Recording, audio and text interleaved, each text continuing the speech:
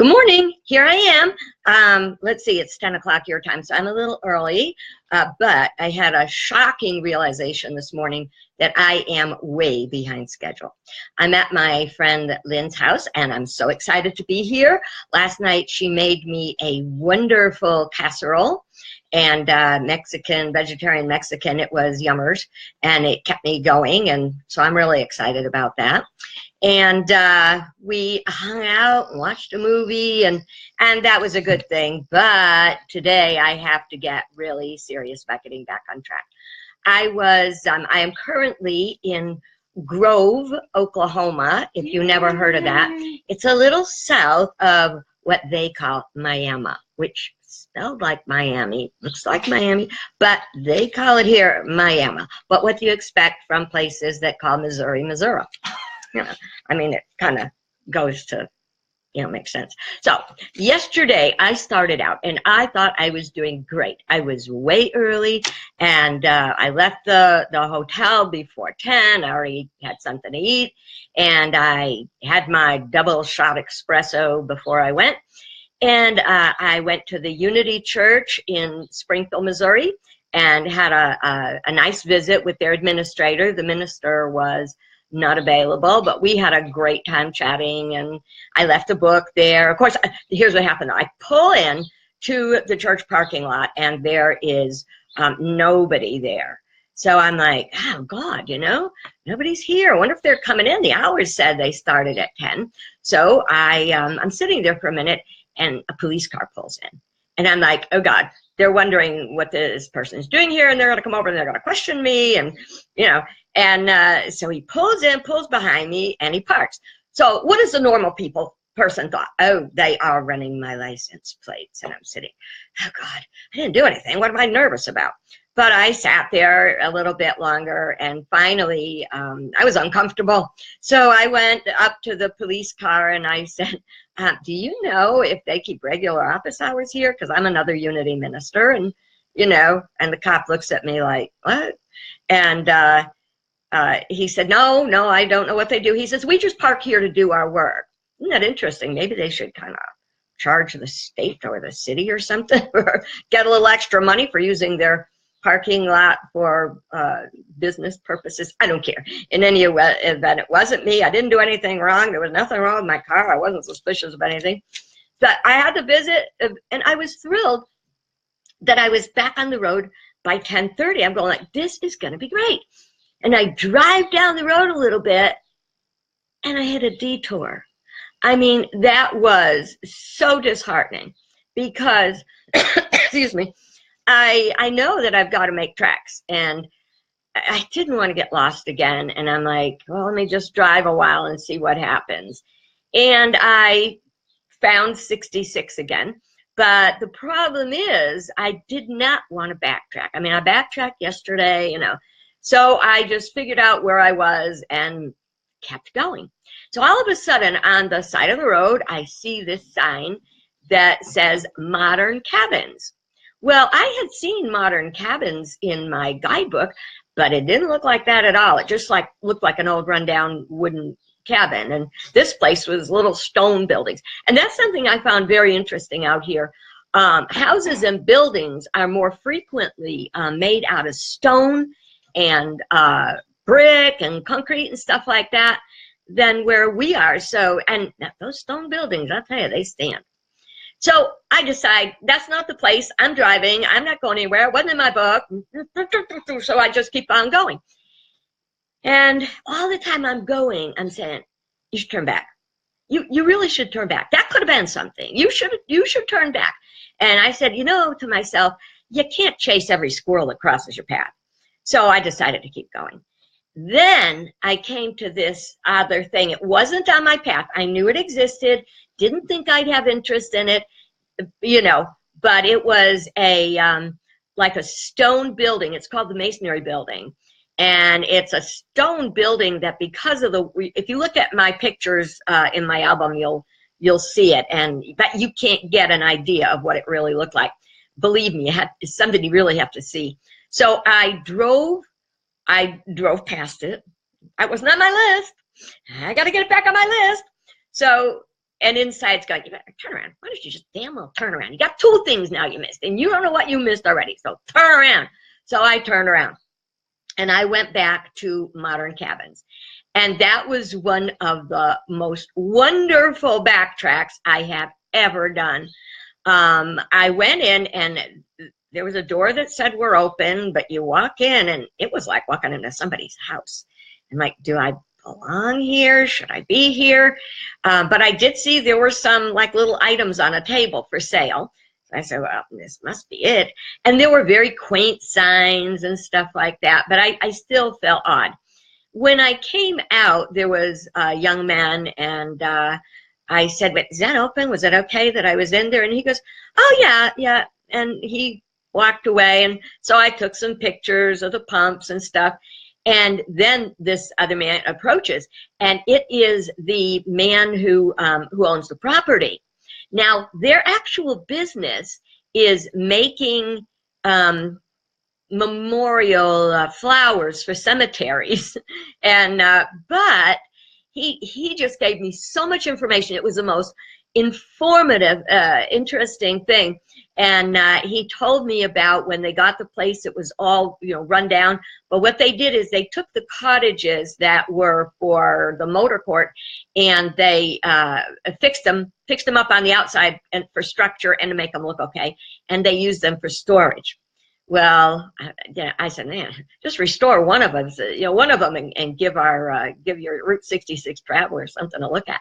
But if you look at the pictures on my in my what do you call it, my album, you're going to see that there's like these stone buildings, and they'll have numbers like a motel, but there'll be building, garage door, building, garage door.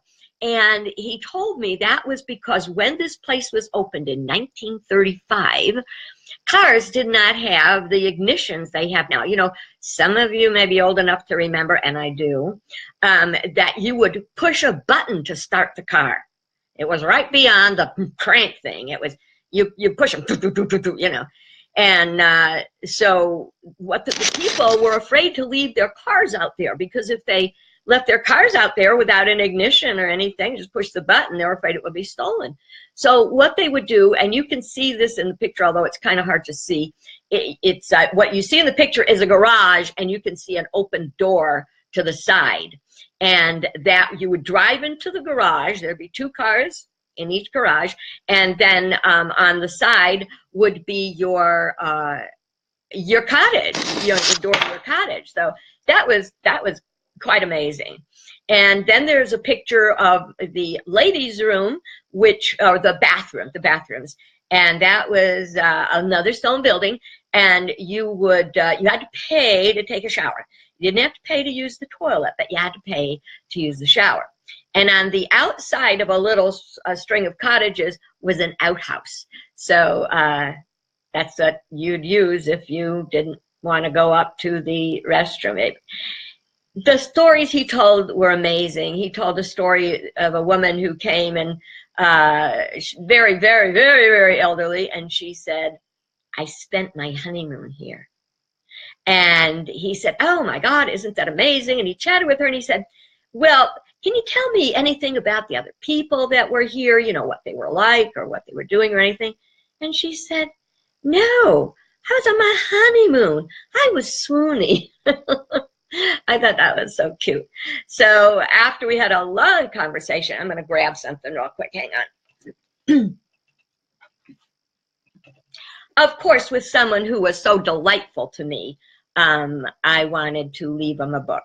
So I got a book, and I signed it for him and his wife. And he brought, while I was signing the book, or getting the book out of the car, so I had no idea this was going on, he gave me this.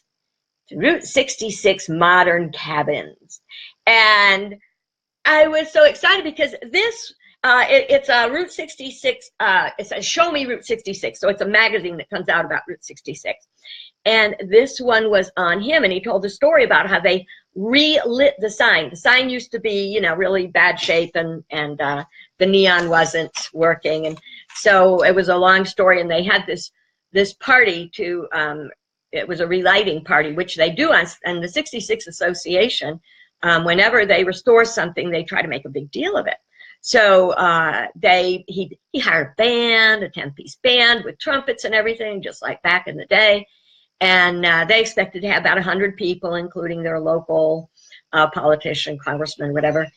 And they had 600 people show up. So I hope that's a really good sign that people are very interested in Route 66. So I continued then down the road, and I came back to the Masonry Building, and it had the air of a castle, an old tiny ruins of a castle. It was basically, that's Lynn in the background, just so you know. No, you don't have to be sorry. I'm visiting you. She gave me a nice place to stay, a lovely place to stay for the night with included dinner. How could you go wrong? That's my friend. So anyway, now I'm off track. Oh yeah. So what was left was actually a rectangular square of rocks, you know, rock work. It looked like a ruin of an old castle, even though it didn't really look like a castle. But what had happened is all trees and stuff started to grow up from inside. It was really magical. It was, I would tell you something, those two things that weren't on my list, they should have been on my list, made up for the things that I didn't get to see. And that's another point I want to make. If you only have 3 weeks to go, you know, to do Route 66, do not, you're not going to see everything. You're not. You have to just pick each day. If you pick and see 3 or 4 things, consider that you've had a good day. And don't pine over the things that you missed, no matter how much you wanted to see them. And I missed several. But I did get to do a few things. I did go to the church in Joplin. The church in Joplin has got a great story. You'll see the pictures online. And I met with the minister there. And understand, these are people that I have never met. I just say, I'm stopping in to visit. And we had a great chat, and he told me about how he came there, I think a year or two after the tornado went through. Now, when the tornado went through, Unity of Joplin was leveled. It looked like nothing but a pile of rubble. And they managed to purchase a piece of property after, which has a very interesting history, being things from many years ago, being owned by a group of women who were activists, suffragettes and all that kind of thing, that type, because that was past suffragette time. But anyway, they had the building and they didn't do anything and didn't do anything and didn't do anything with it. So their husbands turned it into a speakeasy. They did. And then it went belonged to somebody else, and eventually it was vacant for a very long time, and then they got it for their church. Now you'll see a picture of my album outside of the church with a big round glass, it looks like a stained glass insert into their sign. After the tornado came through, way off in like a woody area, the sign was found. It was the only thing that was intact. So they put it in there, and I thought that was pretty wonderful. And then I stopped right before leaving Missouri. There is, Missouri? God, I'll tell you something. It's hard to keep track of it all. Must have been Missouri. There's a place called, it goes from Missouri to Kansas, and it's called Hogs and Rods. It's like motorcycle hogs and hot rods, and it's this little tiny square building. And you remember how I talked yesterday about peeing, and about if even if you don't have to pee and there's a place you can pee, because you never know. Well, I wouldn't go in there. And I'm not saying it was a bad place, and it probably was fine, but it didn't smack of who I am. So then I went back to the last stop before I crossed the border into Kansas, and that's in I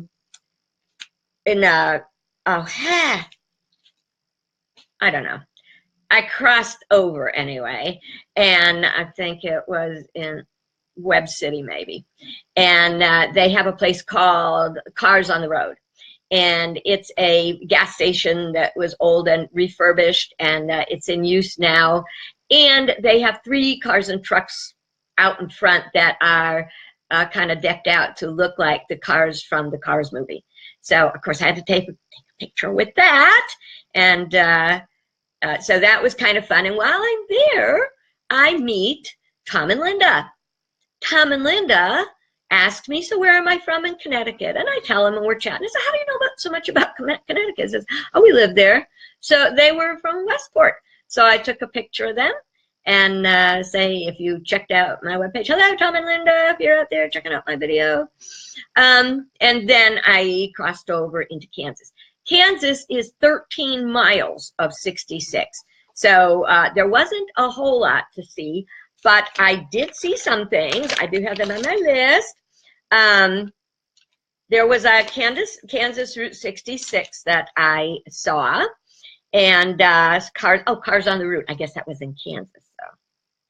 And then there was a thing I decided not to see because I've made the decision I'm not going to go on long off-the-road trips anymore. I just can't do it. So they have a thing called Big Brutus, which is now think on this. Close your eyes and picture this. 16-story high steam shovel. Can you imagine that? But it was like, a half hour each way off the road, and it was getting later, and I knew Lynn was having supper for me, so I didn't do that. I did go to Baxter Springs and found some very interesting things. There are pictures somewhere in there, I think still in the end of Missouri, is called Great Falls, except when you get there, you find out it's called Shoal Falls.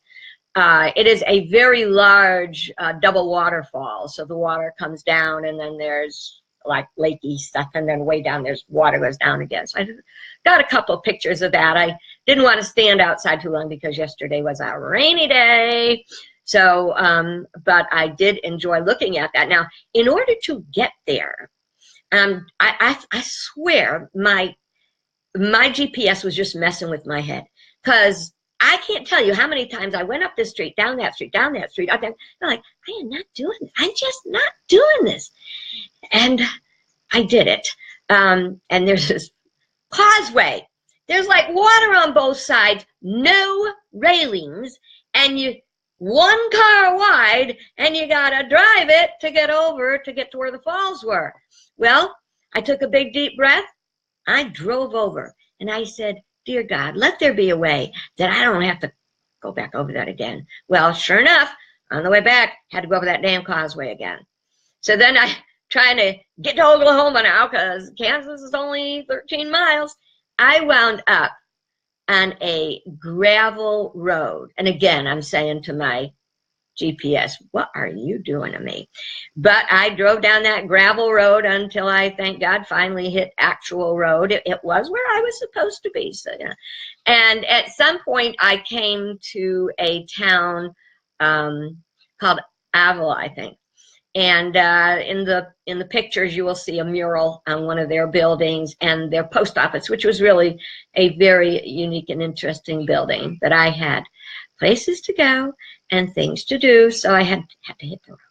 And I have to hit the road now. And now I am going to where?